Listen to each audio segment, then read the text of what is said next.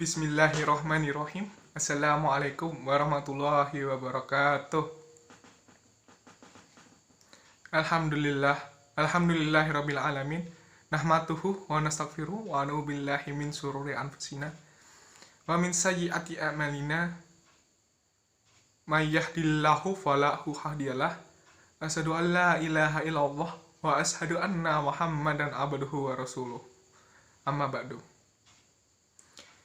Ingkang sepindah, monggo kita sesarengan ngucapaken puji syukur alhamdulillah dumateng ngarsanipun Allah Subhanahu wa taala ingkang sampun maringi sehat saha afiat sehingga kula kaliyan panjenengan sedaya saged pinanggih wonten dinten niki.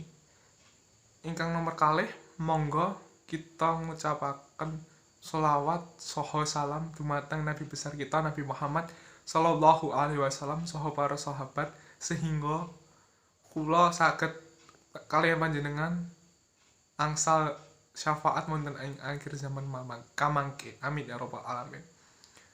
Perkenalkan, nama saya Fauzi Hasyim Wibowo dari IF 4303 dengan NIM 130.119.4310. Saya di sini ingin berterima kasih karena saya telah diberikan kesempatan untuk menyampaikan materi kultum, yaitu akhlak dan macam-macam akhlak.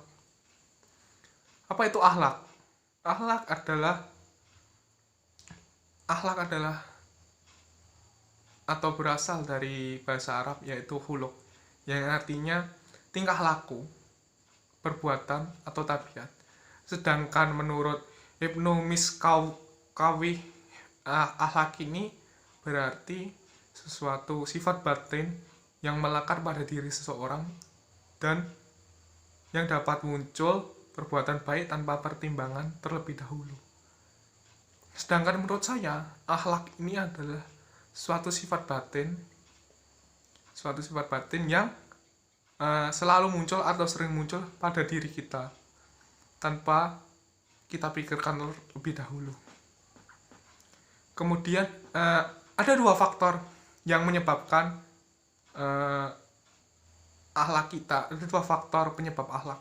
Yang pertama yaitu faktor keluarga, dan yang kedua tuh ada faktor pergaulan atau lingkungan.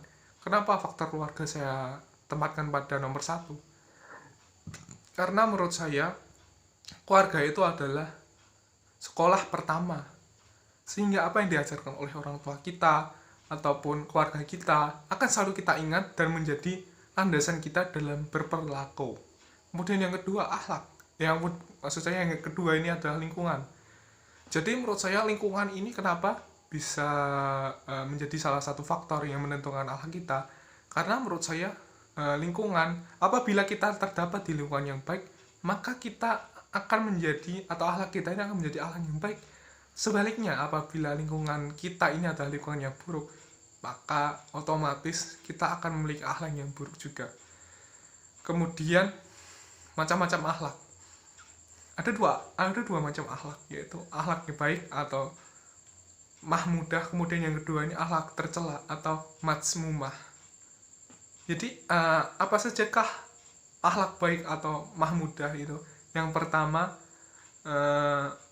jujur. Jujur ini artinya berkata atau berperilaku apa adanya tanpa menambah-nambahi dan juga tanpa mengurangi sedikit pun. Sebagai contoh, jujur dalam berperilaku. Sebagai contoh kita menjadi seorang pedagang. Apabila ada seseorang atau seorang konsumen yang memesan kepada kita misalkan 1 kilogram gula, maka otomatis kita akan menjual 1 kilogram gula tanpa mengurangi maupun menambah-nambahinya. Kemudian jujur dalam berkata, apabila kita ditanya oleh seseorang, maka seharusnya kita menjawab hal tersebut tanpa menambahi maupun mengurangi sedikit pun. Kemudian yang kedua ini ada rendah hati. Rendah hati yang dimaksud di sini adalah menganggap diri kita itu tidak lebih dari orang lain, sehingga apa dampak baiknya atau apa efek baiknya apabila kita diajarkan oleh seseorang maka otomatis kita akan menerima pelajaran tersebut apabila pelajaran tersebut adalah pelajaran yang baik, karena kita tidak menganggap orang yang memberikan pelajaran kepada kita ini lebih rendah. Karena kita menganggapnya setara, maka otomatis apa yang dia katakan akan kita terima apabila hal tersebut adalah yang baik, sehingga kita dapat mengambil pelajaran darinya. Kemudian yang selanjutnya ada sabar. Sabarnya apa? Menahan diri. Sebagai contoh, kita sebagai seorang mahasiswa, kita mesti pernah mendapatkan teman yang susah diatur, yang sombong, ataupun yang lain-lainnya yang tidak menyenangkan hati kita. Saat kita menerima teman seperti itu, yang susah diajak untuk bekerja sama, terutama dalam kerja kelompok, maka kita sebagai mahasiswa itu harus menyelesaikan tugas yang diberikan oleh dosen, dan juga mengajak teman kita tersebut dengan sekuat tenaga dan dengan semua usaha untuk dapat bekerja sama menyelesaikan tugas tersebut bersama-sama, karena tugas yang diberikan dosen adalah tugas kelompok, bukan tugas individu. Apabila tugas individu, maka kita harus rajin. Nah, sini rajin itu merupakan salah satu akhlak terpuji. Ada dua penyebab rajin menurut saya, yaitu kuatnya motivasi dan punyanya sadar diri atau memiliki kesadaran tinggi terhadap suatu tanggung jawab.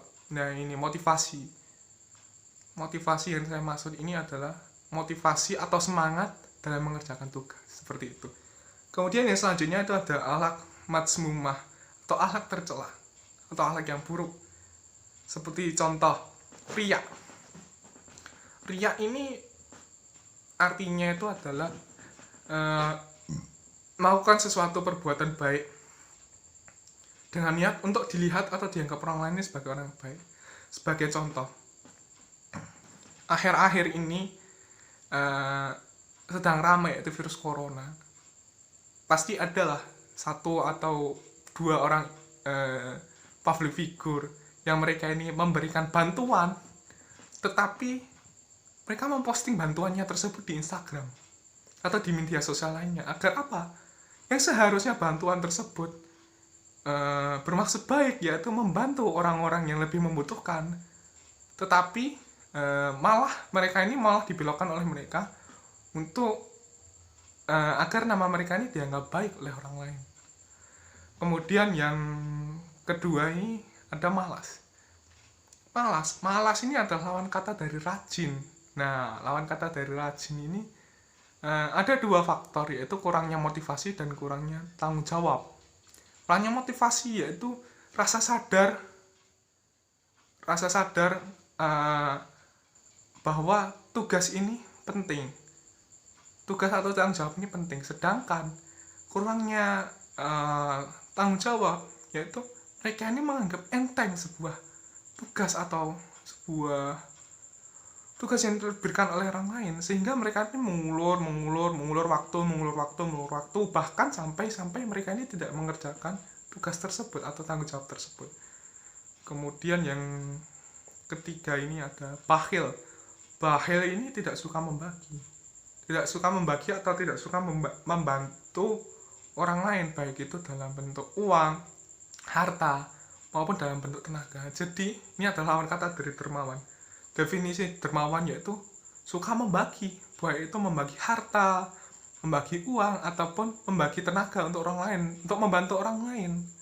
Jadi dermawan di sini tidak harus uang dan harta, tetapi bisa juga tenaga. Dengan apa? Misalkan ada teman kita yang kesusahan terhadap pelajaran, kemudian kita bantu. Nah, kita sudah dermawan ilmu karena kita mau berbagi ilmu. Tetapi apabila maksudnya itu agar kita itu dianggap baik oleh orang lain, maka kembali lagi ke sifat buruk, yaitu riya, beramal atau melakukan sesuatu agar dianggap baik oleh orang lain. Jadi ini tidak boleh. Jadi kita membantu orang lain itu murni karena Allah dan juga karena ingin membantu orang tersebut. Tidak ada maksud lain, terutama agar nama kita ini dianggap baik baik atau pintar oleh orang yang kita bantu ataupun oleh orang lain. Jadi tidak boleh, teman-teman. Jadi ini harus kita hindari nih, sifat-sifat seperti ini.